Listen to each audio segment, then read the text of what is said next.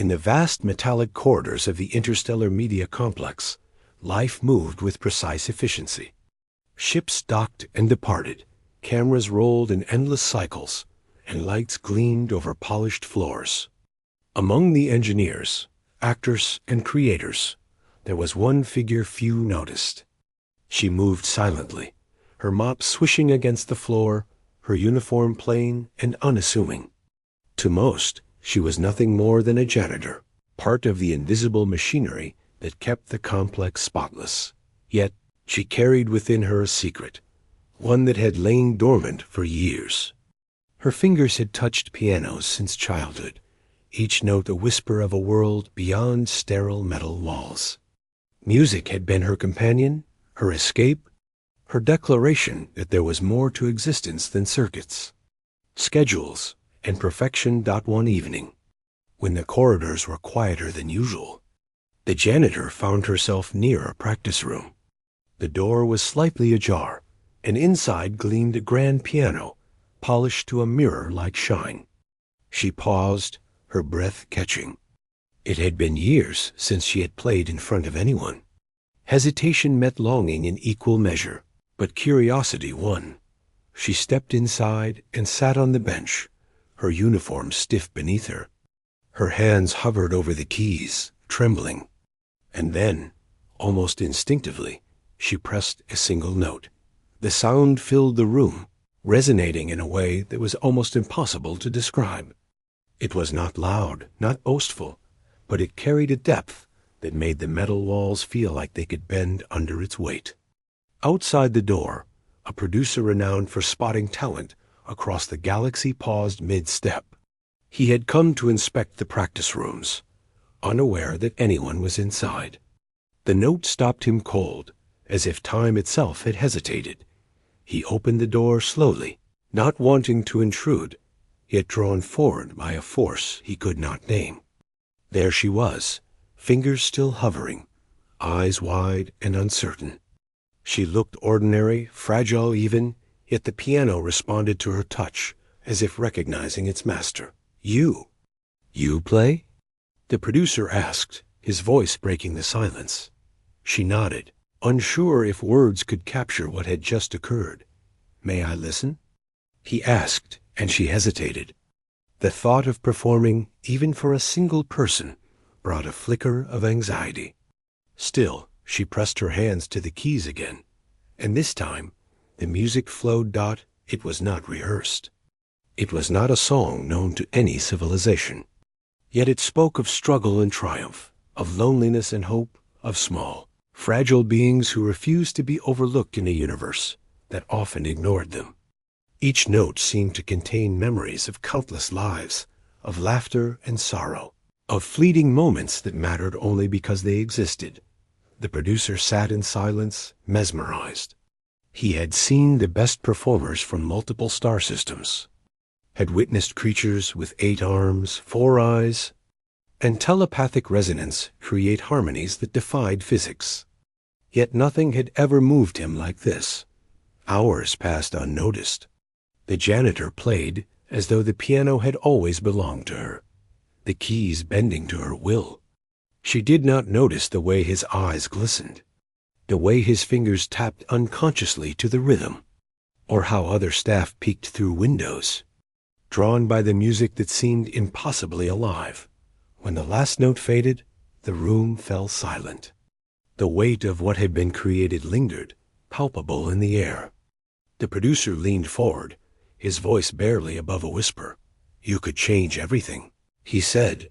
She shook her head. "I'm just a janitor. That's all I am." "No," he replied firmly. "Talent like yours. It isn't just talent. It's a gift, and it deserves to be shared." The janitor laughed softly, a sound tinged with disbelief.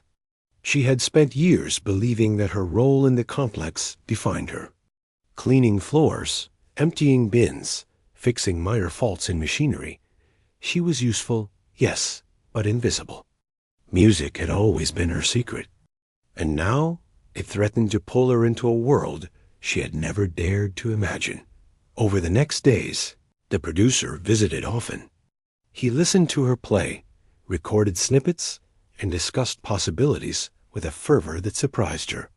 Every time, she felt a mixture of fear and exhilaration.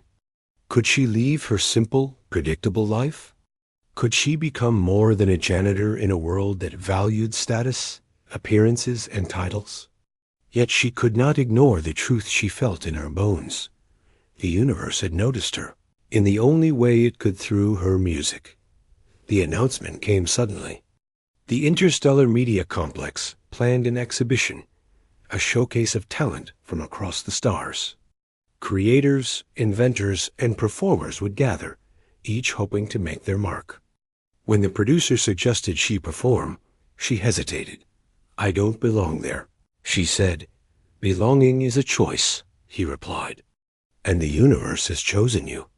The day of the exhibition arrived. The hall was vast, filled with beings of every shape, color, and composition imaginable. The audience was not hostile, nor indifferent. They were curious, eager to see the novelty that each new entrant brought. Many performers had intricate devices, holographic assistants, and even bioengineered enhancements to aid their art. She had nothing but herself and a piano. When she sat at the instrument, the audience murmured politely, perhaps expecting something simple, mundane, or predictable. She closed her eyes, took a deep breath, and played. The first note rang out, pure and unpretentious, and the hall fell silent. Every head turned, every mind attuned to the resonance. There was no showmanship, no spectacle, only the truth of sound made manifest. The music swelled, carrying the story of the janitor who had lived in shadows, who had labored unseen, and who had found beauty in a universe that often overlooked small things. As she played, the audience began to feel something extraordinary. Many species had never experienced music that moved beyond mere patterns and frequencies. This was not just sound. It was understanding, empathy, connection. For the first time, thousands of beings from different worlds felt the heartbeat of a single soul that was small, humble, and human. The performance ended, and silence held for a heartbeat, as if no one dared breathe. Then applause erupted, not loud, not for spectacle, but deep, resonant, universal acknowledgement. Creatures with 4 eyes blinked rapidly, while beings composed of liquid forms shimmered in response. The music had reached them all.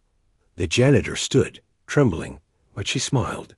For the first time, she saw herself not as invisible labor, but as a creator, a communicator, a being who could touch the universe.